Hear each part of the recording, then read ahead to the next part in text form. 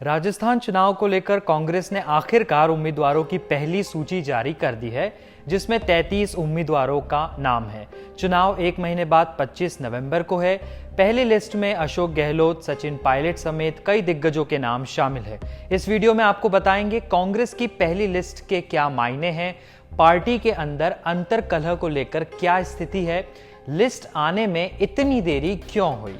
33 नामों की सूची आप स्क्रीन पर देख रहे हैं। मुख्यमंत्री अशोक गहलोत सरदारपुरा से चुनाव लड़ेंगे। सरदारपुरा जोधपुर जिले में आता है। 2018 में सरदारपुरा में कुल 63% वोट पड़े थे। अशोक गहलोत ने बीजेपी के शंभू सिंह खेतर को 46,000 वोटों के मार्जिन से हराया था।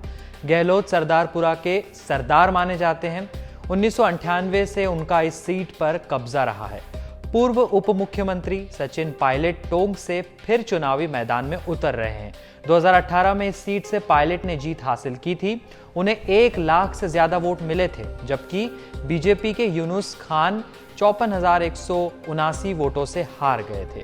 कांग्रेस की पहली लिस्ट को देखकर क्या लगता है, इस पर क्विंट हिंदी से बातचीत में राजस्थान के वरिष्ठ पत्रकार ओम सैनी ने कहा कि कांग्रेस की पहली लिस्ट को देखकर कोई रोमांच नहीं मिलता।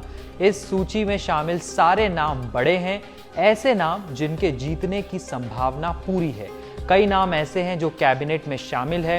इसमें से 2 नाम डॉक्टर अर्चना शर्मा और पुष्पेंद्र भारद्वाज हैं, जो पिछली बार हार गए थे, लेकिन ये भी बड़े चेहरे हैं और इस बार इन्हें सफलता मिलेगी। दरअसल राजस्थान में बीजेपी उम्मीदवारों के ऐलान के बाद कांग्रेस उम्मीदवारों की लिस्ट का बेसब्री से इंतजार चल रहा था। उम्मीदवारों के नामों के ऐलान में देरी को लेकर तरह तरह की अटकलें भी लगाई जा रही थी और पार्टी में चल रही अंतर्कलह को भी इस देरी का बड़ा कारण माना जा रहा था। हालांकि अंतर्कलह के सवाल पर सैनी कहते हैं कि कांग्रेस की लिस्ट देरी से जारी हुई है, इससे साफ होता है कि पार्टी ने अंतर्कलह को सुलझा लिया है। आप देखेंगे कि अगली सूची भी जल्द जारी हो जाएगी। इस पहली सूची में 5 मंत्रियों के नाम भी शामिल है। महेंद्रजीत सिंह मालवीय, ममता भूपेश, भंवर सिंह भाटी, टीकाराम जूली और अशोक चांदना। इनके अलावा प्रदेश अध्यक्ष गोविंद सिंह डोटासरा को लक्ष्मणगढ़ से प्रत्याशी बनाया गया है और विधानसभा स्पीकर सीपी जोशी को नाथद्वारा से टिकट मिला है। 33 उम्मीदवारों में से 9 महिलाओं को भी टिकट मिला है।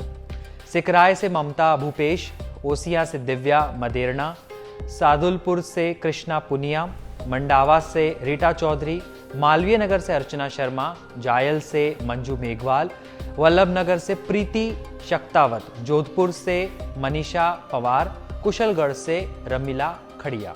इस लिस्ट में पायलट खेमे से 5 नेताओं को टिकट मिला है।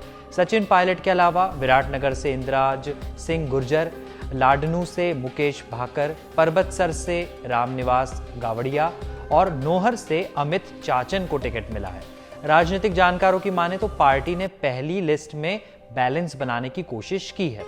दरअसल 2020 में सचिन पायलट की बगावत के बाद पार्टी के भीतर चल रही गुटबाजी खुलकर सामने आ गई थी।